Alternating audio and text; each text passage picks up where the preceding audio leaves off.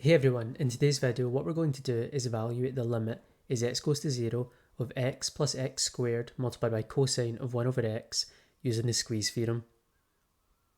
First, what we're going to do is evaluate each of these limits separately and then bring the result together at the end. Beginning with the limit as x goes to 0 of x, we can see that this clearly is just equal to 0. Moving on to the second limit. Now we need to be really careful here. We can't separate this limit of products as the product of two limits. We can't write the limit as x goes to 0 of x squared multiplied by the limit as x goes to 0 of cosine of 1 over x. And the reason is because whilst the first limit does exist and it's equal to 0, the second limit doesn't exist, and that violates the conditions to split the limit up in this way. So in order to evaluate this limit, we need to use the squeeze theorem. So what we're going to do is work with the cosine of 1 over x.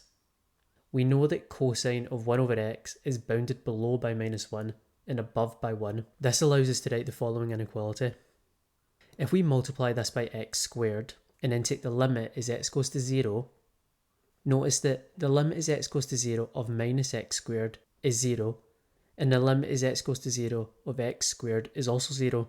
So we get that the limit as x goes to 0 of x squared times cosine of 1 over x is sandwiched between 0, right? Because we have 0 is less than or equal to this limit, which is less than or equal to 0. So that must mean that this limit tends to 0 by the squeeze theorem. So bringing this together, we know that the limit as x goes to 0 of x is just 0, and the limit as x goes to 0 of x squared times cosine of 1 over x is also 0, and 0 plus 0 is just 0, which is our final answer. Thank you very much for watching. I hope you found this content useful. If you did, could you please make sure to like and subscribe? I hope you have a great day.